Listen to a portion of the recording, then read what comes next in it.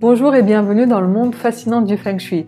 Je suis Shiraz Garay, coach et experte en Feng Shui traditionnel et aujourd'hui nous allons parler des énergies de la chambre à coucher et plus particulièrement les énergies individuelles et les étoiles volantes.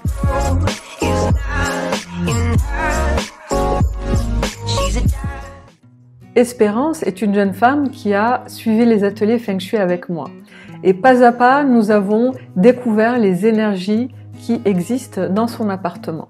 Vous découvrirez dans cette vidéo comment Espérance a pu, grâce à un changement au niveau de la chambre à coucher, apporter des changements très favorables dans sa vie. Donc, nous allons commencer avec le plan de chez Espérance. Donc voici le plan. Il y a 3 chambres à coucher. Une chambre à coucher qui est occupée par Espérance et son mari. Ensuite, 2 autres chambres à coucher qui sont occupées par les enfants du couple. Et comme vous pouvez le voir sur le dessin, la direction de la porte est nord-est 1. Et de ce fait, nous pouvons placer tous les secteurs de l'appartement et plus particulièrement les secteurs qui sont relatifs aux chambres à coucher. La chambre à coucher parentale se situe dans le secteur est. La chambre du fils se situe au sud et la chambre de la fille se situe au sud-ouest. Alors, quelle est la première étape pour analyser les énergies des chambres à coucher de cet appartement? La première chose à faire, c'est de calculer le Mingwa des habitants. Vous pouvez calculer votre propre identité énergétique, votre Mingwa, en cliquant sur le lien qui se trouve dans la description de cette vidéo et qui vous mène vers la vidéo qui explique comment calculer un Mingwa. Une fois que le Mingwa est calculé, nous pouvons alors placer les énergies individuelles pour chaque habitant. Alors, Espérance est du Mingwa 8 et son mari est du Mingwa 9. Voyons à présent quelles sont les énergies individuelles d'Espérance dans chacune des chambres à coucher. Et vous pouvez voir sur le plan à l'écran que sa chambre actuelle, qui se situe à l'est, active pour Espérance une énergie néfaste, une énergie qui s'appelle Liusha et qui favorise les problèmes de couple, les problèmes financiers, surtout les pertes d'argent et les problèmes de santé. Donc c'est une énergie qu'il convient d'éviter au maximum dans un logement. Donc il est clair que la chambre actuelle n'est pas favorable pour Espérance. La chambre de son fils, qui se situe au sud, active une énergie qui s'appelle Hohai. C'est une énergie qui est acceptable, qui est classée parmi les énergies néfastes, mais qui toutefois n'a pas vraiment un impact grave sur la vie des habitants. Et si l'énergie Hohai n'est pas cumulée pour Espérance, nous pouvons totalement et parfaitement accepter cette énergie dans une chambre à coucher. Et la 3e chambre est la chambre de sa fille. Elle est située au sud-ouest et comme vous le voyez sur le plan, elle active l'énergie Sheng Shi. L'énergie Sheng Shi est une énergie très favorable qui favorise la prospérité, la réussite notamment professionnelle mais également dans tous les domaines de vie et la vitalité. En résumé, pour Espérance, il vaut mieux éviter sa chambre actuelle qui se situe à l'est et elle pourra choisir l'une ou l'autre chambre. Nous verrons tout à l'heure les autres paramètres pour pouvoir prendre une décision définitive. Et à présent, voyons ce qu'il en est pour son mari. Alors son mari est du Mingwa 9 et de ce fait, la chambre actuelle qui se situe à l'est est favorable pour son mari parce qu'elle active l'énergie Sheng Shi, l'énergie qui favorise la vitalité, la réussite professionnelle, la prospérité et la chance d'une manière générale. La chambre du fils qui est au sud active pour le mari d'Espérance l'énergie Fouet, l'énergie de la sérénité, de la paix intérieure et de la clarté d'esprit. C'est également une énergie favorable. Par contre, la chambre de leur fille, qui se situe au sud-ouest, va activer l'énergie Liusha pour le mari d'Espérance. Donc Liusha, comme on l'a vu tout à l'heure, c'est une énergie néfaste qui favorise les problèmes de couple, les pertes financières et les problèmes de santé. Donc c'est une chambre qu'il convient d'éviter pour le couple. Et de ce fait, la chambre a priori la plus favorable pour le couple serait la chambre qui se situe au sud, la chambre de leur fils. Mais voyons à présent les énergies temporelles qui se situent dans les chambres à coucher. Voyons les étoiles volantes. Quelle étoile volante est active durant la nuit? Dans la chambre à coucher qui se situe à l'est, l'étoile active est l'étoile 7. Et l'étoile 7 n'est pas très favorable, car elle favorise les problèmes de communication. Par ailleurs, la combinaison 7-4 qui existe dans cette chambre à coucher favorise les disputes dans le couple, et ceci n'est pas très favorable pour une chambre à coucher d'un couple. Quant à la chambre qui se situe au sud, la chambre du fils, eh bien, elle a l'étoile 1 qui est active, qui est l'étoile de l'inspiration, de la créativité et de la romance. Et par ailleurs, la combinaison qui existe dans cette chambre est la combinaison 1-7 qui favorise la romance et l'amour. Donc on peut dire que c'est une chambre très favorable pour le couple, en termes d'étoiles volantes du moins. Et l'étoile active au sud-ouest est l'étoile 8 qui favorise la réussite et la prospérité. Et c'est une excellente étoile, donc c'est une chambre qui est très favorable en termes d'étoiles volantes également. Alors quelle chambre choisir?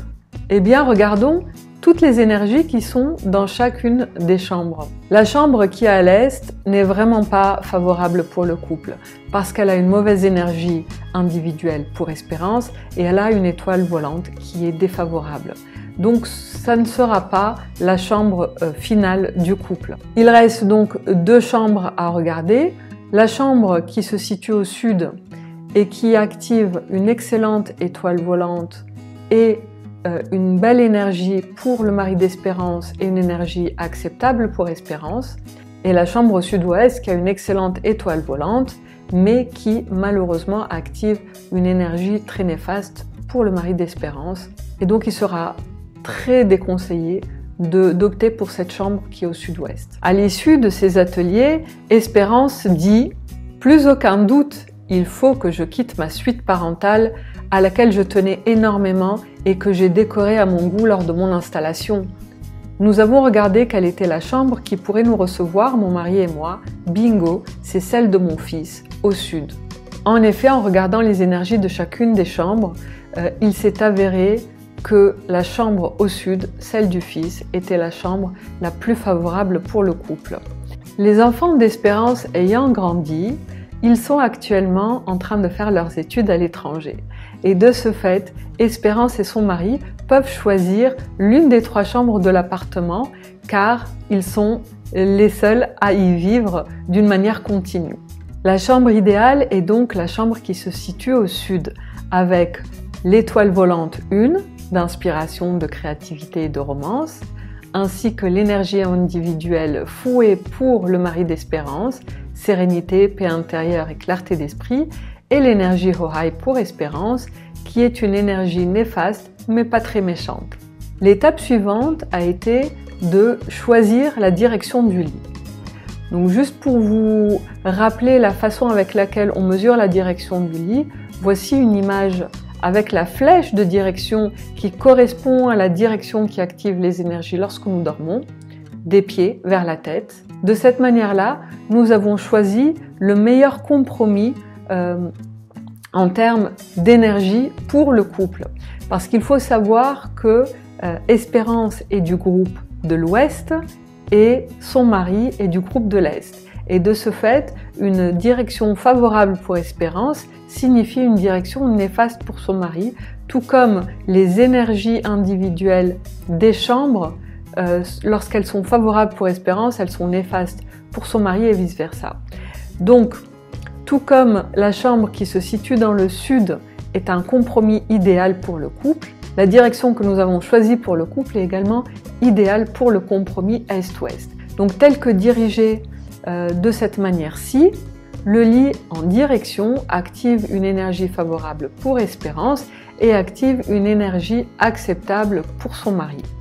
Et ainsi, la pièce, la chambre, active des énergies d'acceptable à très favorable pour les deux personnes, pour le couple. Le challenge, lorsque monsieur et madame n'appartiennent pas au même groupe de Mingwa, eh bien, c'est de trouver le compromis Est-Ouest, le compromis Feng Shui dans la chambre à coucher, car c'est une pièce qu'ils partagent durant un grand nombre d'heures chaque nuit, et de ce fait, il est très important que ni l'un ni l'autre n'active des énergies très néfastes durant le sommeil.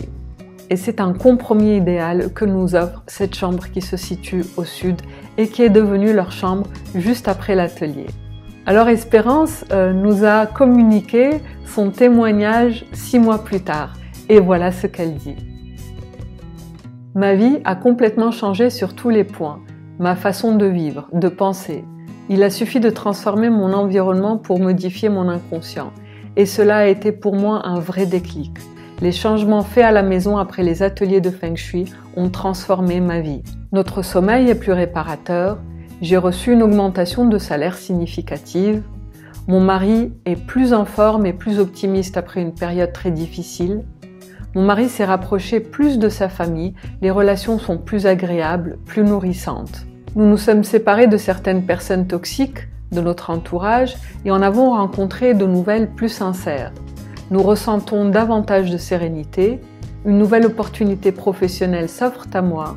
En résumé, nous sentons un nouveau départ dans notre vie. Le Feng Shui a répondu de façon inexplicable à une problématique de vie que j'avais et que je ne voulais pas voir. Des solutions concrètes se sont manifestées au fil de l'eau. Ma rencontre avec le Feng Shui n'est pas un hasard. Et grâce à cela, ma vie a changé. Vous pouvez améliorer tous les domaines de votre vie grâce au Feng Shui, que ce soit prospérité, santé, amour ou bien-être. Merci à toi Espérance pour ce beau témoignage. Si vous ne connaissez toujours pas votre Mingwa, je vous invite à cliquer sur le lien en bas dans la description de cette vidéo pour apprendre à calculer un Mingwa et à calculer votre identité énergétique. Et vous trouverez également les liens vers les autres vidéos qui expliquent comment déterminer la direction qui correspond aux énergies les plus favorables pour vous. L'énergie Shengqi, de prospérité, de vitalité, de réussite professionnelle, l'énergie Tianyi, de soutien à la santé et soutien des autres, l'énergie Yin-Yen, des bonnes relations et des rencontres, l'énergie Fouet, de la sérénité, de la paix intérieure et de la clarté d'esprit. Chouchoutez-vous énergétiquement dans votre chambre à coucher. Vous y passez un grand nombre d'heures chaque nuit. Il est très important de baigner dans les énergies les plus favorables possibles pour vous. Si vous avez aimé cette vidéo, n'hésitez pas à la liker. Et si vous voulez en savoir plus sur les ateliers Feng Shui, contactez-moi sur shirazgarib@gmail.com. Voilà. Et si vous n'êtes toujours pas abonné à cette chaîne, mais abonnez-vous tout de suite en cliquant sur le lien en bas à droite de la vidéo. Je vous dis un tout grand merci et à très bientôt pour de nouvelles vidéos Feng Shui ou Coaching. Bye bye!